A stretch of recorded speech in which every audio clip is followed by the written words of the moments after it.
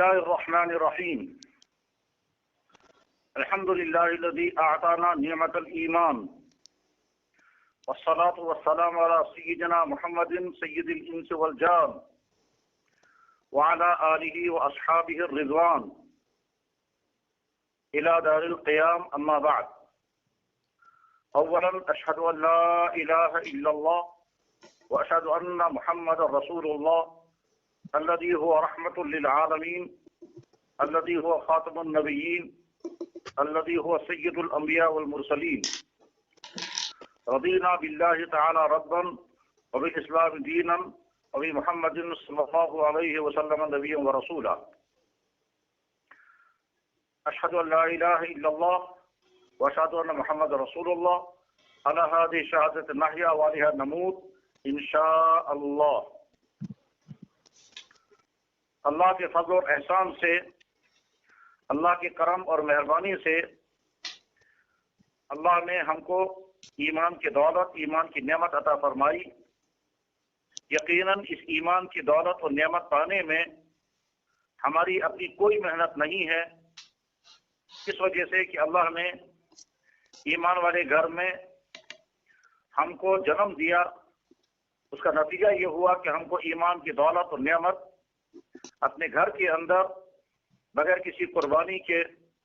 بغیر کسی اقدام کے، بغیر کسی محنت اور جدوجہد کے نصیب ہوئی. اس نعمت ایمان کے بہت سارے تقاضے ہیں. ان تقاضوں میں اہم ترین تقاضا یہ ہے کہ ہم مومنانہ زندگی اختیار کرنے کی کوشش کریں. مومنانہ زندگی میں جہاں انسان کو اپنی فکر کرنی ہوتی ہے، وہیں امت کے دوسرے طبقات کی بھی فکر کرنی ہوتی ہے. اپنی فکر کرنے کے معنی یہ ہے کہ یہ صاحب ایمان شخص اپنی ایمان کو بڑھانے، اپنی ایمان کو پختہ بنانے اور اپنی ایمانی تقاضوں پر استقامت اختیار کرنے کی پوری جدوجہد کرے، اچھے اعمال اختیار کرے، سنت والی زندگی اختیار کرے، گناہوں سے بچنے کا اہتمام کرے، آخرت کی تیاری کرے اور امت کے لیے نمونے کی زندگی پیش کرنے کی کوشش کرے. یہ تمام محنت اپنی ذات کے لیے ہے. اور اس کے بعد دوسرا تقاضا جو ایک صاحب ایمان سے ہے وہ یہ ہے کہ امت کے دوسرے طبقات پر محنت کرے، اس معنی کر کے ان کا ایمان بھی پختہ ہو، ان کی زندگی اسلامی زندگی بن جائے اور وہ گناہوں سے محفوظ رہ کر ایک کامیاب زندگی اختیار کریں، جس کامیابی کا تعلق ان کا دنیا کے ساتھ بھی ہوگا اور آخرت کے ساتھ بھی ہوگا. آج کا وہ دور جس میں ہم زندگی گزار رہے ہیں، اس دور کی ایک خصوصیت تو یہ ہے کہ اس میں تعلیم کا بھی انتہا زیادہ پھیلاؤ ہے. دوسری خصوصیت یہ ہے کہ آج فیسلٹیز حد درجہ زیادہ ہیں. جن وسائل اور جن آسانیوں، جس سائنس اور جس ٹیکنالوجی، جس پر راحت زندگی کا پہلے دور میں تصور بھی نہیں کیا جا سکتا تھا، وہ راحتیں آج کے عام انسان کو بھی میسر ہیں. ان آسانیوں کا تعلق انسان کے رہن سہن کے ساتھ ہے، انسان کے کھانے پینے کے ساتھ ہے، ٹرانسپورٹیشن کے ساتھ ہے، ذرائع مواصلات کے ساتھ ہیں، اور اس طرح سے زندگی کے ہر میدان میں آسانیوں، راحتوں، آسائشوں اور طرح طرح کی فیسلٹیز کی فراوانی ہے. یہ اس دور کی بہت وہ خصوصیت ہے جو اس سے پہلے نہیں رہی ہے. تیسری خصوصیت جو اصل میں خصوصیت نہیں ہے بلکہ بڑا عیب اور نقص ہے کہ آج کے زمانے میں جہاں علم بڑھ رہا ہے اور ایجوکیشن کا عام رواج ہے، وہیں انسان اللہ اور اللہ کے نبی سے دور ہوتا جا رہا ہے. آج سائنس کا زمانہ ہے. سائنس کے نتیجے میں تو انسان کو سب سے زیادہ اللہ کی معرفت حاصل ہونی چاہیے، اس وجہ سے کہ جتنے سائنسی علوم ہیں وہ در حقیقت اللہ کی تخلیق کے سمجھنے کا سب سے بہترین ذریعہ ہے.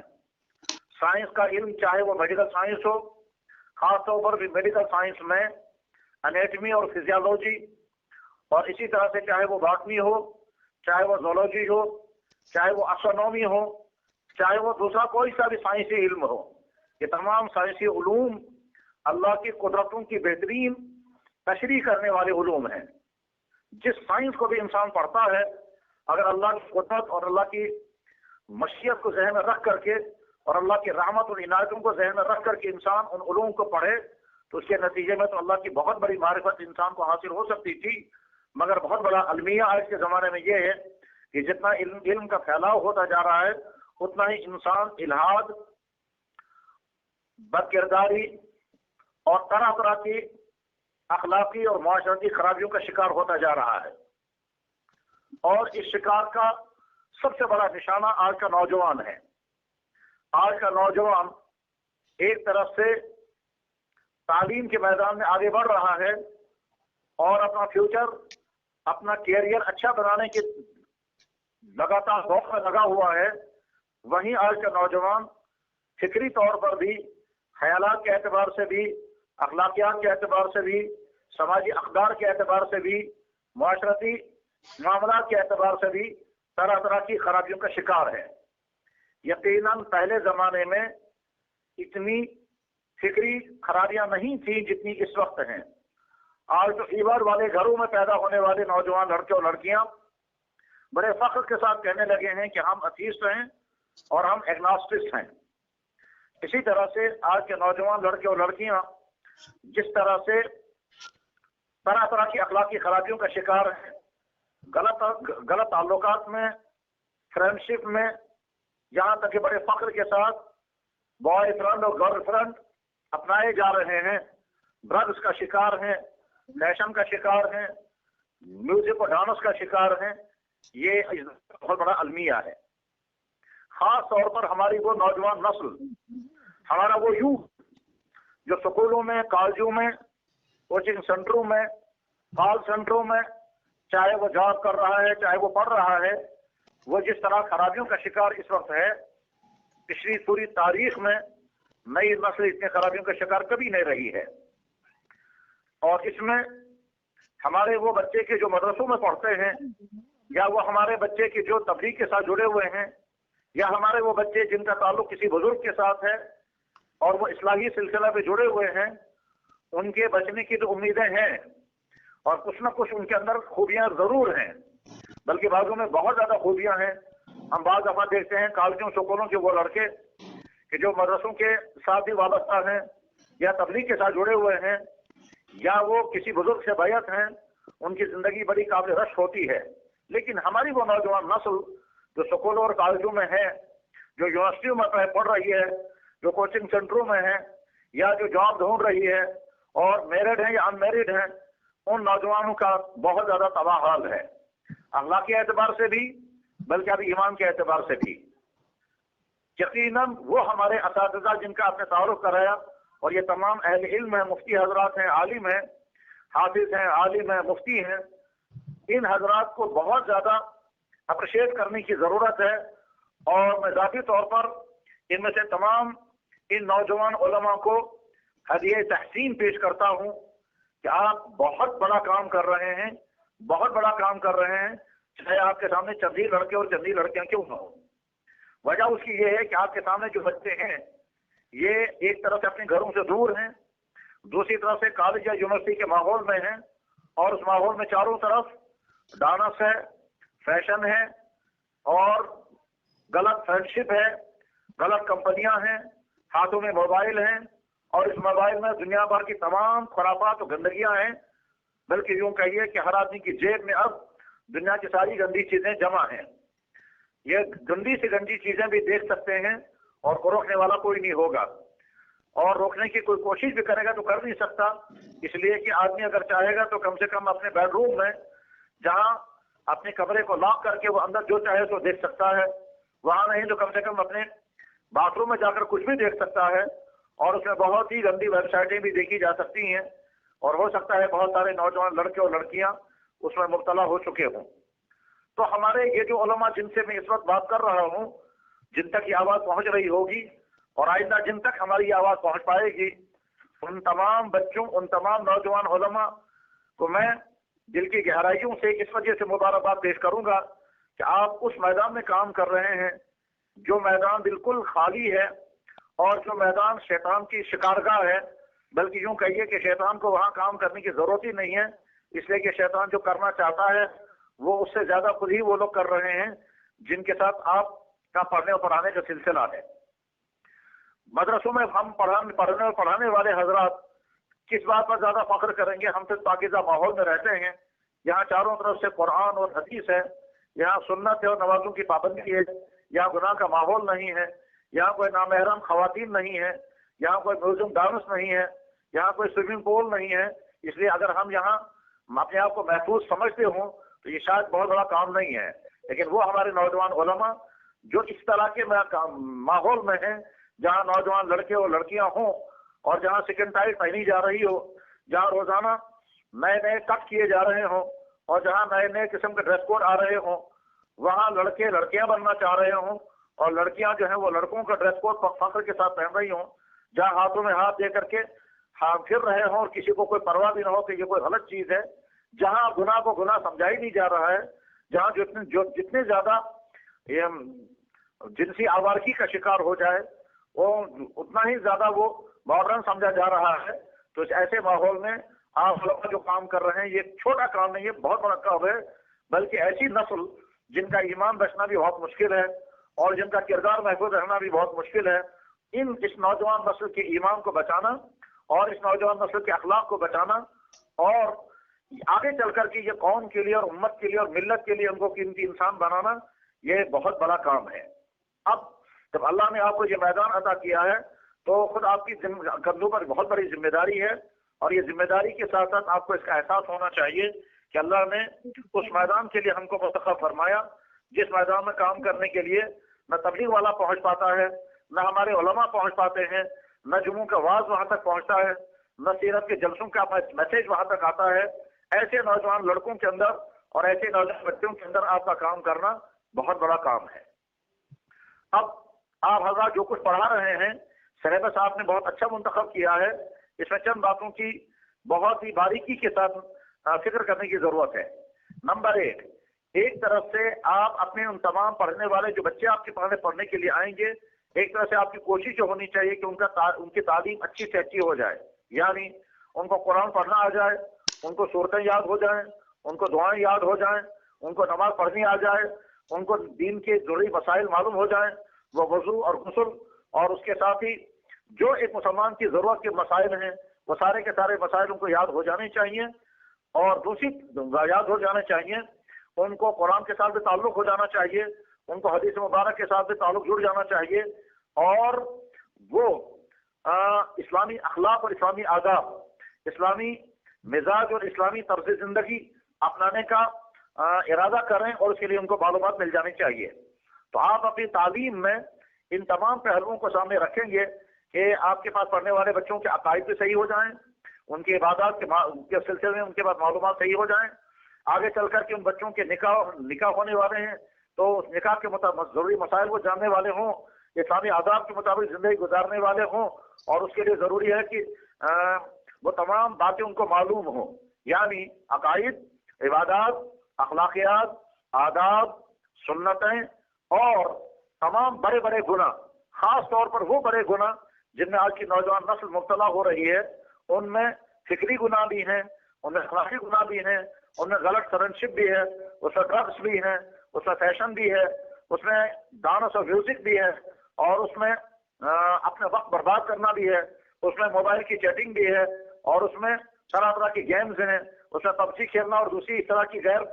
बेफायदा बातें भी हैं, उसमें तरह तरह के स्पोर्ट्स और खेल के अंदर अपने वक्त को बर्बाद करना भी है। इन तमाम चीजों का उनको इल्म हो जाना चाहिए। ये तमाम चीजें इंसान के मकसद जिंदगी के बिल्कुल खिलाफ हैं और उन गुनाहों की नफरत उनके अंदर आ जानी चाहिए। तो यह है आपके तालीम का मैदान। इस तालीम के मैदान के साथ दूसरा अहम तरीन काम आपके जिम्मे यह है कि जो आपके पास पढ़े उनका माइंड सेट इस्लामी माइंड सेट बन जाए। जहां उनकी सोच इस्लामी हो वहां उनकी अमली जिंदगी भी इस्लामी बने। यानी जैसे जहां आप उनको वजू और गुस्ल के मसाइल सिखाएं, वहां उनका मिजाज ये बनना चाहिए कि एक मुसलमान पाक साफ रहता है, वो बेगुस्ल और गंदा नहीं रहता। जहां आप उनको नमाजें सिखाएंगे वहां उनका मिजाज नमाजी मुसलमान का मिजाज बनना चाहिए। यानी नमाज के मालूमात भी आ जाने चाहिए और नमाजी बनने की फिक्र भी उनके अंदर आ जानी चाहिए। जहां आप उनको ये सिखाएंगे कि खाने की सुन्नतें क्या हैं, वहां उनका मिजाज ये भी होना चाहिए कि वो उन सुन्नतों पर अमल करने वाले भी बने, यानी तरबियत जिसे कहते हैं। आज का जमाना जो है वो दीन से दूरी का जमाना है। आज के मुसलमान घरों में पलने वाले बच्चे जो हैं वो जितने शौक के साथ यूरोपियन कल्चर को अपना रहे हैं, आपसे पढ़ने वाला बच्चा उसी शौक के साथ अल्लाह के नबी का कल्चर अपने वाला बने। और ये जरूरी है, उसके लिए आप उसकी ज़हनी तरबियत करें। जैसे आपके सामने ये डॉक्टर हजरात हैं जिन्होंने ये सारा अरेंज किया है, जैसे ये मेडिकल साइंस पढ़कर डॉक्टरी की दुनिया में आकर चेहरे पर दाढ़ी सजा करके सर पर टोपी रख करके अगर ये मेडिकल कॉलेजों में काम कर रहे हैं, तो ये जो माइंड सेट इनका है, बस अर्ज करने का मकसद ये है कि आप जिन बच्चों को पढ़ाएंगे उनका माइंड सेट यही बनना चाहिए। आगे चल करके वो सोसाइटी में जहां भी पहुंचेंगे, चाहे वो अफसर बने, चाहे वो मुलाजिम बने, चाहे वो ट्रेडर बने, चाहे वो लॉयर बने, चाहे जिंदगी की जिस फील्ड के अंदर भी जाएं, वो मुसलमान बनकर, और सिर्फ सोच का मुसलमान नहीं, अमली मुसलमान बनकर जिंदगी गुजारने वाले बने। और ये तभी होगा कि जब आप उनका माइंडसेट इस्लामी माइंडसेट बनाएंगे, यानी उनकी सोच, उनकी थिंकिंग और उनकी अमली जिंदगी जो है वो एक मुसलमान की अमली जिंदगी वो इस मिजाज के हो कि वो चाहे मॉडर्न से मॉडर्न माहौल में जाएं, मगर अपनी इस्लामी कल्चर को कुर्बान करने के लिए वो तैयार ना हो। जब उनके सामने आगे ऑप्शन आएगा कि तुम्हें इस्लाम लेना है या गैर इस्लाम लेना है, तुम्हें नबी की सुन्नत का लिबास लेना है या फैशन का लिबास लेना है, तो इस बच्चे का माइंड सेट ऐसा होना चाहिए कि वो शौक और फिक्र के साथ और फख्र के साथ नबी का कल्चर अपनाने वाला बने, न कि नबी का एंटी कल्चर अपनाने वाला बने। आप जिन बच्चों को पढ़ाएंगे, अगर वो बच्चियां हैं तो उनका मिजाज ऐसा बनना चाहिए कि एक तरफ से उनके सामने फैशन करने वाली बेटियां होंगी, एक तरफ से उनके सामने ये जो है ब्लाउज पहनने वाली होंगी, और दूसरी तरफ से उनके सामने बुर्का पहनने वाली होगी। तो आपसे पढ़ने वाली बच्चियां जो हैं उनका माइंडसेट ऐसा बनना चाहिए कि वो फख्र और शौक के साथ बुर्का पहनने वाली बने, हिजाब पहनने वाली बने। इस्लाम की जो इस औरत की पहचान है और असल में इसकी सिक्योरिटी और इसका तहफ़्फ़ुज़ है। गौर ये कर लीजिए कि आज के जमाने में भी हर दुनिया में हर खित्ते में और खासतौर पर यूरोपियन कंट्रीज में जो खवातीन इस्लाम कबूल करती हैं, इतने शौक के साथ वो पर्दा करती हैं और साथ में कहते हैं कि आज तक हम अनसेफ थी और आज के बाद हम सेफ हो गई हैं। जिस पर्दे और जिस हिजाब की वजह से सारी दुनिया के मुसलमान इस्लाम दुश्मन ताकतों को सर में दर्द हो जाता है और वो कुड़ने लगते हैं, उस इस्लामी हिजाब को वही बेटियां बड़ी शौक के साथ अपनाती हैं। जो बेटियां अपने शौक और अपने जज्बे के साथ मुसलमान बनती हैं, यही माइंडसेट आपके उन बच्चों का बनना चाहिए जो आपसे दीन पढ़ रही हो। याद रखना चाहिए कि आज का जमाना धोखे और दज्जाली दौर है। एक तरफ से दुनिया कहती है हर शख्स को आजादी है, जैसे चाहें सोचें, जैसे चाहें पहने, जैसे चाहें खाएं, जैसे चाहें रहें, कोई किसी पर कोई जबर नहीं कर सकता। लिहाजा अगर कोई बेटी मसलन नंगा होना चाहती है दुनिया में, उसको कोई उसको कुछ नहीं कह सकता। ये आजादी वहां खत्म हो जाती है जब कोई मुसलमान अपने चेहरे पर दाढ़ी रखना चाहता है और या कोई मुसलमान बेटी हिजाब करना चाहती है, वहां वो आजादी खत्म हो जाती है। वहां सारे लोग कहते हैं साहब ये तंगनजरी है, और सारे लोग कहते हैं दकियानूसी है, और ये सारे लोग कहते हैं ये रेडिकलिज्म है, और न जाने क्या क्या कहते हैं। ये दरअसल रेडिकलिज्म और दकियानूसी नहीं है, असल में ये जंग है इस्लाम और गैर इस्लाम की। इस्लाम यानी तमाम नबियों का कल्चर एक तरफ है और आज का एंटी नबियों का कल्चर मुकाबले में है। ये समझिए आज का जमाना वही है जिसको आज ही के जमाने में कहा जाता है ये क्लैश ऑफ सिविलाइजेशन का जमाना है। इस क्लैश ऑफ सिविलाइजेशन में एक तरफ से इस्लाम और इस्लाम तमाम नबियों की तहजीब का झंडा हाथ में लिए हुए है। तो अब आप और आपसे पढ़ने वाले उनको फैसला करना है कि हमें इस्लामी कल्चर के हिफाजत करने वालों में होना चाहिए या उसके एंटी वालों में होना चाहिए। हम प्रो इस्लामिक मुसलमान बनकर के जिंदगी गुजारेंगे या एंटी इस्लामिक बनकर के जिंदगी गुजारेंगे। यही माइंडसेट आप अपने बच्चों में अगर पैदा करने में कामयाब हो गए तो गोया आपने बहुत बड़ा कारनामा अंजाम दिया। यकीनन वो बच्चे कि जो स्कूलों और कॉलेजों में पढ़ रहे हैं ये मुसलमान घरों के बच्चे हैं। मुसलमान घरों में उन्होंने बचपन गुजारा है, परवरिश पाई है, लेकिन इनमें से बहुत सारे मुसलमान बच्चे लड़के और लड़कियां हों, उनके घरों का रहन सहन का अंदाज इस्लामी नहीं है, बल्कि वो फैशनी लिबास है, फैशनी रहन सहन है। इस फैशनी रहन सहन के बैकग्राउंड वाले बच्चे اب آپ کے سامنے ہیں، وہ کالج میں ہیں، وہ یونیورسٹی میں ہیں، وہ کوچنگ سینٹروں میں ہیں، تو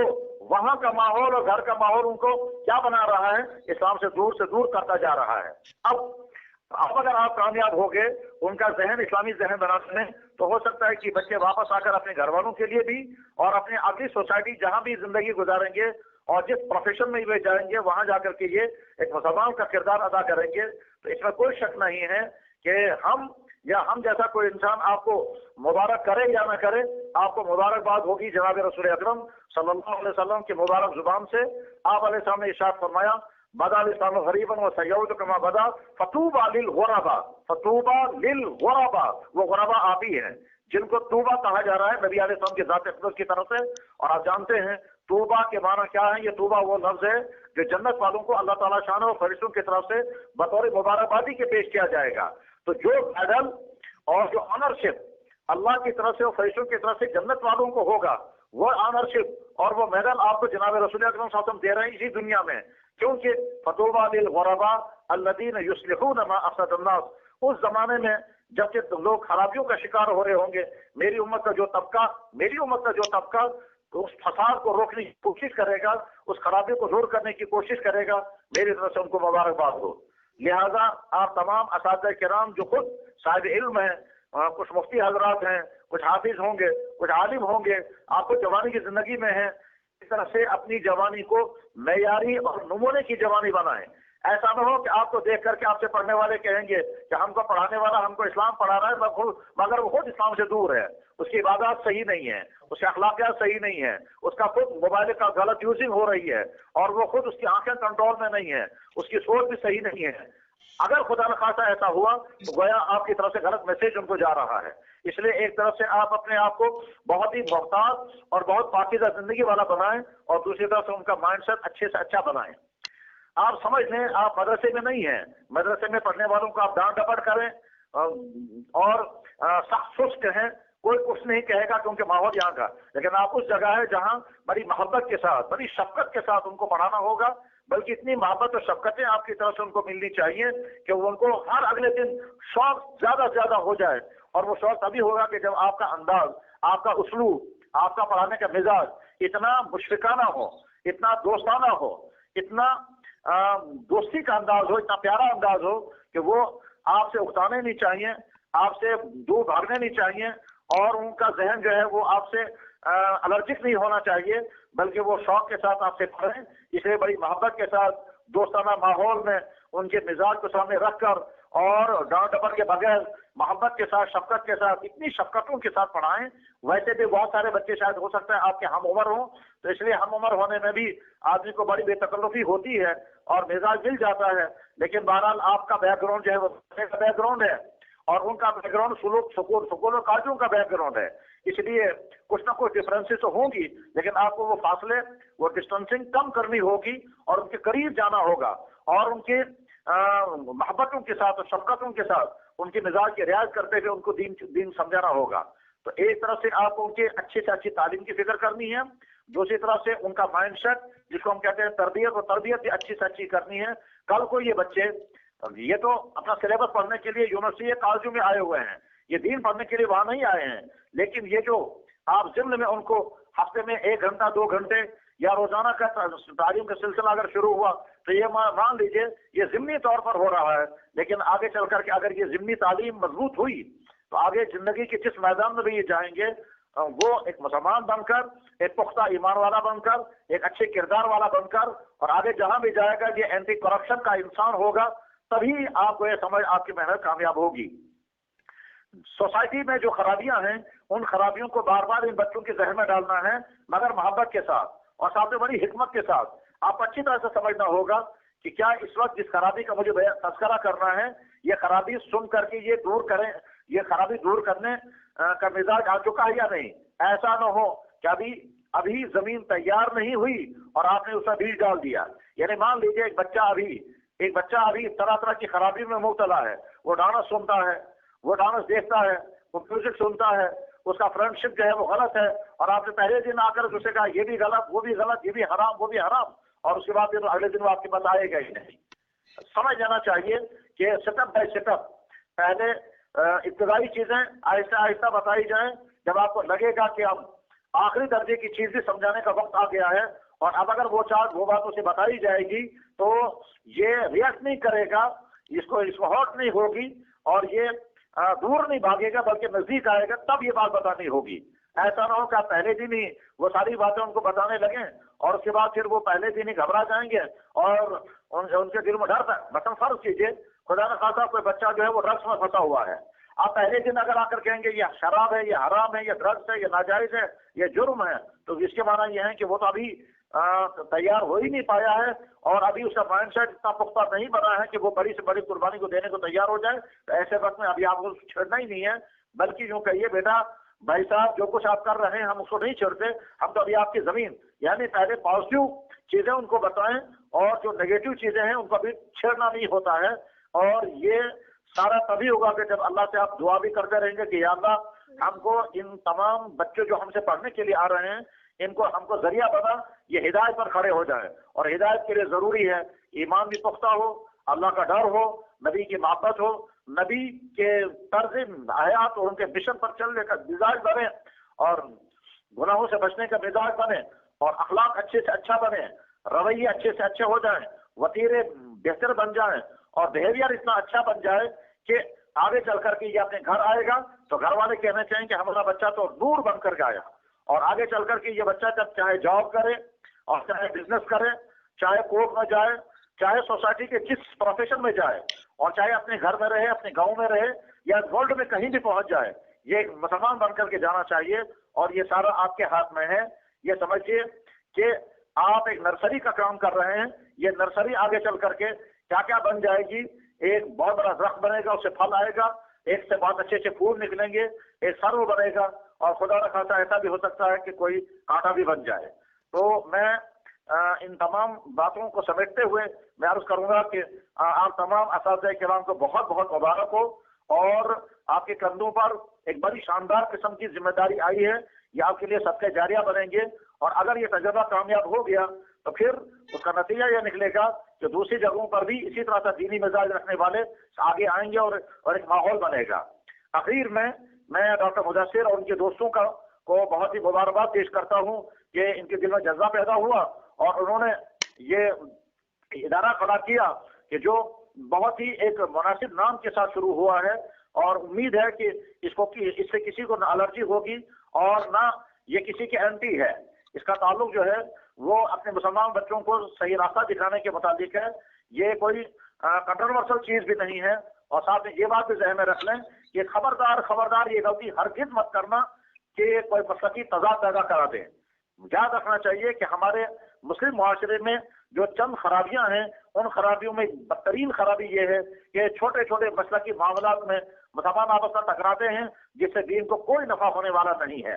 آپ بچوں کا مزاج ایسا بنائیں کہ صاحب ہاتھ اوپر باندھے یا نیچے باندھے یہ کوئی مسئلہ ہی نہیں ہے. اصل مسئلہ ہے کہ ہم نمازی بن جائیں. نمازوں کے بعد زور سے پڑھیں یا آہستہ پڑھیں یہ مسئلہ ہی نہیں ہے. مسئلہ یہ ہے کہ جو کچھ ہم پڑھ رہے ہیں اس پڑھنے کا جو میسج ہے وہ میسج ہمارے اندر آ جانا چاہیے. مسئلہ یہ مذہبوں کا یہ مسئلہ ہی نہیں کہ آپ بزرگوں کے یہاں جا کر کے آستانوں پر جا رہے ہیں یا نہیں جا رہے ہیں. اصل مسئلہ یہ ہے کہ بزرگوں کا جو مشن تھا, اولیاء کا جو مشن تھا, وہ مشن ہماری زندگی میں آ گیا یا نہیں, ویسی پاکیزہ زندگی ہماری بنی یا نہیں بنی. یعنی ہر وہ مسئلہ جس مسئلے کی بنا پر مسلکی لڑائیاں ہوتی ہیں اور وہ مسلکی لڑائیاں دینی مزاج کو اس طرح سے بھسم کر دیتی ہیں, تباہ کر دیتی ہیں جیسے آگ لکڑی کو جلاتی ہے, اسی طرح سے یہ مسلکی لڑائیاں جو ہیں یہ دینداری کی مزاج کو ختم کرتی ہیں. تو خبردار آپ اپنے ماحول میں مسلک کی کوئی بات ہرگز نہیں چھوڑیں گے. کسی کو نہیں کہیں گے آپ فلاں طبقے کے ہیں اس طبقے کو چھوڑ کر فلاں بن جاؤ, نہیں. بس اللہ نے اور اللہ کے نبی نے جو حکم دیا ہے ہم اللہ کو ویسا ہی مانیں گے جیسے ہمارے نبی نے ہم کو بتایا اور اللہ کے نبی کو ہم ویسے ہی مانیں گے جیسے اللہ نے بتایا. اور انبیاء علیہ الصلوۃ سارے نبیوں کی زندگی جیسی تھی ہمیں ویسی ہی زندگی ہم ان کو مانتے ہیں اور ان کے اندر جو خصوصیات اللہ نے رکھی ہر ایک پر ہمارا ایمان ہے. اور اس کے بعد پھر اللہ کے نبی, آخرت, قرآن کے مطابق اگر کہیں کوئی بات مسلکی اختلاف رائے کے دائرے میں آتی ہے تو اس کو چھڑنا ہی نہیں ہے. ہمیں یہ بحث نہیں کرنی ہے کہ اللہ کے نبی بشر تھے یا نور تھے, ہمیں یہ بحث کرنی ہے کہ اللہ کے نبی دنیا کے تمام انسانوں کے لیے رول ماڈل بن کر کے آئے، اور ان سے زیادہ بہتر رول ماڈل اس کائنات میں کوئی نہیں ہے، کوئی نہیں، ہرگز کوئی نہیں ہے۔ اور یہ ہم نہیں ہیں، ہم نہیں کہتے، دنیا کے تمام بڑے بڑے اسکالروں کو یہ تسلیم ہے، دنیا کے تمام بڑے بڑے رولر اس کو مانتے ہیں، دنیا کے تمام بڑے بڑے ریفارمر وہاں اپنا سر جھکاتے ہیں۔ تو اللہ کے نبی کی ذات اقدس ہم سب کے لیے رول ماڈل ہے، رول ماڈل بنا کر کے بچوں کے سامنے آپ کا کردار پیش کریں، بجائے کہ آپ ان کی ذات اقدس کے متعلق کوئی اس طرح کی بات چھوڑیں۔ تو ڈاکٹر مدثر اور ان کے دوستوں کو جو لوگ بھی مدد دے رہے ہیں اور جو لوگ بھی یہ سارا ارینج کر رہے ہیں، ان کو بہت بہت مبارک، اور اللہ کرے کہ آپ کی یہ محنت برابر ہو، اس کا میٹھا پھل سب کے سامنے آ جائے، اور جو بچے بھی اس سے فائدہ اٹھا رہے ہوں وہ بچے اگلی زندگی میں کامیاب مسلمان بن کر، کامیاب افسر بن کر، کامیاب ٹریڈر بن کر، جس پروفیشن میں جائیں وہاں کامیاب سے کامیاب تر انسان بن کر زندگی گزاریں۔ بس یہی منتشر سی باتیں جو اللہ نے ذہن میں ڈالی وہ میں نے عرض کر دی۔ اگر ان میں کچھ باتیں قابل قبول ہوں تو قبول کر لی جائیں، اور اگر ان میں کوئی نقص رہ گیا ہو تو وہ بولنے والے کی کمزوری، علمی اور عملی کمزوری کا نتیجہ ہوگا۔ اللہ مجھے بھی معاف فرمائے، اور اللہ تعالیٰ شانو آپ کے شوق اور جذبے کو اور آپ کی اس محنت اور جدوجہد کو جلد سے جلد، بہتر سے بہتر، بار آور اور ثمرہ خیز بنائیں۔ شکریہ۔ وآخر دعوانا ان الحمدللہ رب العالمین برحمتک یا ارحم الراحمین۔